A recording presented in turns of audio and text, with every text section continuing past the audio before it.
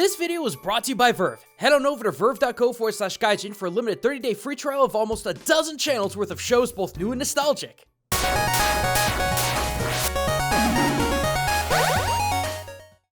Hey everyone, Gaijin Goombah here. Okay, Fall Anime 2018, we need to have a talk. I can begrudgingly swallow the massive saturation of Western fantasy and MMO anime that seems to be the only cool thing right now. Hell, even Gegege no Kitaro's guilty of this. But anime, you got a really bizarre obsession with goblins all of a sudden, and it's kinda scaring me. What? Why? Goblins are awesome! They've got some of the deepest lore when it comes to English, Scottish, even Germany's folk culture. That's right, folks, today's video isn't about Japan. Blasphemy, I know. Yeah, but I mean, look at this! What, Goblin Slayer episode 1? Yeah, I didn't get that outrage. You guys know Berserk had a freaking horse in it, right? No, I mean the sheer amount of goblin prominence when it comes to this season of anime. Sure, there's Goblin Slayer, which has a pretty bleak outlook to the creatures, but then you got that Time I Got Reincarnated as a slime. Wait, when was that? No, that's the name of the show. Oh, weird. In the case of Tensura, hey, that's what Japan's abbreviating it as, the goblins are almost a freaking polar opposite to good old Goblin Slayer, transforming the chaotic freaks of nature into a tribe of ragtag chaotic good humanoids with massive... Yeah. And then finally there's Overlord, which, more like Overload. Seriously, in all of my years of playing tabletop and RPG games, I have never once seen this many goblin types in one place. You got drummer goblins, tank goblins, paladin goblins, ranger goblins, archer goblins, support and attack mage goblins, and god dang ninja goblins. So, what's the problem? Too many goblins! To be more specific, each of these shows holds goblins, tons of goblins, in very distinctive lights. Where on one hand, goblins are something that should be feared, hated, and eradicated, and on the other... This gave me both pause and contemplation. Just what in the holy blue blazes are goblins? Not these MMO fodder, I mean the core of Goblin from Folklore. Which of these anime are doing it right, and which are doing it wrong? I mean, are goblins actually good? Are they actually evil? I mean, lordy, they sure look evil. Hey, you best watch yourself there, buddy. I get the fact that goblin literally means ugly fairy, but the general fantasy public loves to put labels on these little guys, such as greedy, murderous, and hateful. Pish posh, I say, as one of the most common goblin stories in existence is about a benevolent goblin. In fact, that's the frickin' name of the tale. Gesta Romanorum's story tells of a hillock in the middle of a dense forest in England where many a knight and retainer would become exhausted from travel to a point that they would exclaim, "I thirst!" And to their amazement, they would see scrambling through the bush and stone a goblin wearing a crimson cowl, a cheerful countenance, and holding in his hand a gem-encrusted drink horn filled with an unknown but unrivaled beverage, which the goblin would present to the thirsty knight. Heck, he'd even offer the parched guy a silk napkin to wipe their mustaches and beards. But there was one knight, a selfish knight, who traveled to the hillock and shouted, "I thirst," and like clockwork, the goblin came. However, after partaking of the horn, the knight tied it to his belt and ran off, publicly boasting about his deed. However, when his lord found out, he had the knight imprisoned and the horn sent to the king, who kept it in antiquity. But never again did the benevolent goblin return to the hillock. Tell that to the folks at the borders who have their own well-known goblin that they'd like to introduce, the redcaps. Described as resembling, quote, short, thick-set old men with long teeth, skinny fingers, and talons like eagles. The last thing a redcap is gonna offer you is a drink. If nothing else, it's gonna take a drink of you when it soaks its hat in your blood, thus the namesake. But that's not all. These extremely evil creatures also don iron boots and wield long, sharp pike staffs that act as their preferred murder tool. And murder often they did. See, in a twisted sense, they kinda had to. For whatever reason, if they didn't have fresh blood on their hats all the time, they would cease to exist. Lucky for them, the border disputes between Scotland and England alone provide enough blood for the redcaps to keep their hats from getting stiff. But they also weren't afraid of doing their own dirty work. Redcaps were said to hold up in all kinds of rundown fortifications, checkpoints, towers, even castles like the Hermitage Castle where local legend Robin Redcap is said to dwell, laying in wait for any mortal, be it vagabond wanderers seeking shelter or over-adventurous explorers to step in their domain where they make sure work of the intruder with rocks in their pikes. And in Overlord, whew, they live up to that legend, a little too well in fact. Boasting to be an elite corps of 13 redcaps and showing off their bloody effectiveness with their polearms. All in all, seems pretty evil to me, bud. Oh please, if I had hands I'd be cracking my knuckles right now because I've only just begun to fight. Let's talk brownies. No, not those, these guys. Unlike their redcap cousins, brownies come out at night while their homeowners are asleep and do various chores for them such as sweeping, scrubbing, or even farming jobs. And all they ask in return is a bowl of cream, milk, or some other simple luxury. Just don't give them any clothes. Like, ever. You might feel pity for them should you ever glance at their naked or rag-covered bodies, but brownies take gifts of clothes as an insult and will immediately abandon the house. Wait, are you talking about Dobby from— Shh, don't get ahead of me. That is if you haven't already laughed at or insulted them. At best, they'll wreck up your place before leaving, and at worst, they'll turn into boggarts.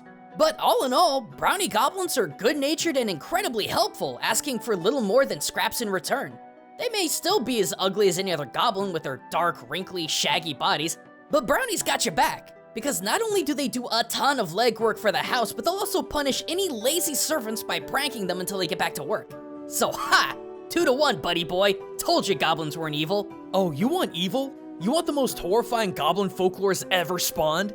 Well then, come with me to the Greenlands of Germany and let me tell you a tale of the Erlking, whom the Oxford Dictionary defines as, quote, a bearded giant or goblin who lures little children to the land of death. Erlking. Isn't that an old Scandinavian word meaning king of elves? It is, but remember, like you said, the term goblin means little more than ugly elf, so based on their taxonomy, goblins and elves are almost the same thing in this context. But anyway, the Erlking is actually a legendary poem written by Johann Wolfgang von Goethe, which has been put to music several times, with the most famous musical adaptation being a piano accompaniment by Franz Schubert. The story begins deep in the woods late at night. The wind is howling viciously, the fog's getting kicked up all around. A lone rider on horseback is carrying his young son through the dark and tangled forest. The boy, anxious and paranoid of what might be hiding in the darkness, exclaims that the Erlking is right next to them. And all the while, the Erlking is whispering temptations to the boy, promising him gifts, games, even his own daughters to him, if only the boy would go with him. Over and over, the boy tells his father that the Erlking is chasing him, to which the father replies that it's only the wind, only the trees, and only the fog. Growing weary of waiting, the Erlking advances on the boy as he exclaims, my father, he seized me fast, for sorely the Erlking has hurt me at last." The father pushes his horse faster and faster, but by the time they come back to his farm, it's too late. His child dangles limply, dead in his arms. That's it? Hey, you may laugh, but this story is one of the great legends that kept kids awake at night. A goblin king coming to take them in the shadows at night? For the 1700s, that was pretty heckin' scary. And the Erlking's legacy is continued even to this day with modern interpretations of the tale from authors like Angela Carter and John Connolly. So, I don't know about you, bud, but this little folktale doesn't exactly give goblins a shining track record. Oh, really? Because I know of one goblin type in particular that are mentioned in each of these series that will finally put an end to this greenskin slander. Hobgoblin. Taken from an Old English word meaning hues of the country, hobgoblins are anything but shrimpy, stout, murderous creatures like so much of fantasy plays them out to be. Were they hyper-evolved goblins who cranked out waifu material faster than Nitro Plus?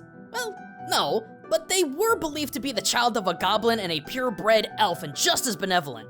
In fact, much like brownies, hobgoblins were also faithful for hire who took care of day-to-day chores during the night such as dusting, sweeping, and ironing, needing little in return except food. And just like brownies, if you offer them clothes, they'll exile themselves from the house due to either being insulted by the gesture or just too proud to wear new clothes. But unlike the brownies who focus on their work, hobgoblins are more predominantly pranksters capable of shapeshifting, like Puck. Yeah, I bet you didn't know that one, huh? Puck, aka Robin Goodfellow from Midsummer's Night Dream, is himself a hobgoblin, constantly pulling pranks but never going too far. So how about that, Goblin Slayer? You really gonna kill our homeboy Puck?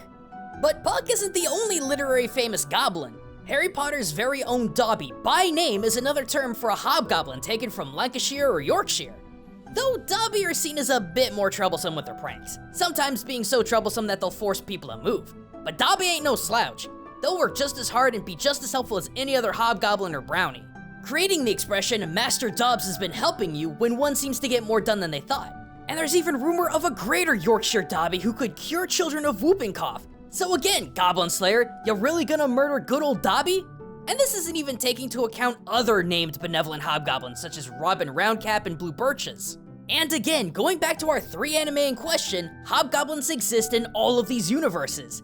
In Overlord, you've got Agu, a hobgoblin more intelligent, gentle, and collected than his goblin brethren. Then there's the entirety of Rimuru's goblin clan, which had evolved into hobgoblins and goblinas, all of which were highly intelligent and absolutely okay with never harming humans.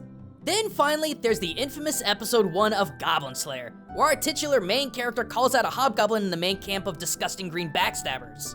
One of these things is not like the other, one of these things just doesn't belong. Not only are the hobs in Goblin Slayer contrary to the hobgoblins of Overlord and Tensura, but they're contrary to the very folklore they come from. Well, I guess 3 out of 5 goblins agree. Though there are a handful of malicious, murderous midget greenskins, there are far more goblins in folklore that are beneficial to humanity rather than not. Yeah, so excuse me, Goblin Slayer, but hashtag not all goblins. Hard to find a good goblin? Hardly. There's good goblins quite literally everywhere in the British Isles, the location I assume the majority of these animes are supposed to take place in or take after. Well, admittedly, Anglo-European culture isn't exactly our strong suit, but I gotta agree. For as much as we tend to put them in a negative light in fantasy, tabletop, and even anime it seems, goblins are actually pretty good folk. They may prank a bro from time to time, but only a few of them seem to be really chaotic evil to the point of mindless murder. But hey, if you don't believe us, you can come to your own conclusions by watching all 3 of these anime for yourself over on Verve. For those of you new to my anime videos that these fine folks have been sponsoring, Verve is an online streaming service on PC, PlayStation, Xbox, and smart devices that offer tons of channels like Geek and Sundry, Mondo, Crunchyroll, and Nixsplat. Each of them having countless series and movies like the aforementioned Goblin Slayer, Freakazoid, JoJo's Bizarre Adventure Part 5, Angry Beavers, and Rocko's Modern Life. You can even watch your favorites offline with your smart device through Verve's premium membership on top of ad-free viewing. I've personally been using the service for months now to keep up with my favorite shows like Gegege no Kitaro. But if you want to see it for yourself, head on over to verve.co/gaijin to get a 30-day free trial of premium service. Trust me, even if you aren't an avid anime fan, you will not regret it. Otherwise, I hope you guys will come hang out on stream with me over at twitch.tv/Gaijin Goombah, and be sure to check out some of my other culture and anime videos if you haven't been around for a while. I've still got content coming out just about every single week. But thanks for watching everyone, and until next time, this is Gaijin Goombah, signing out.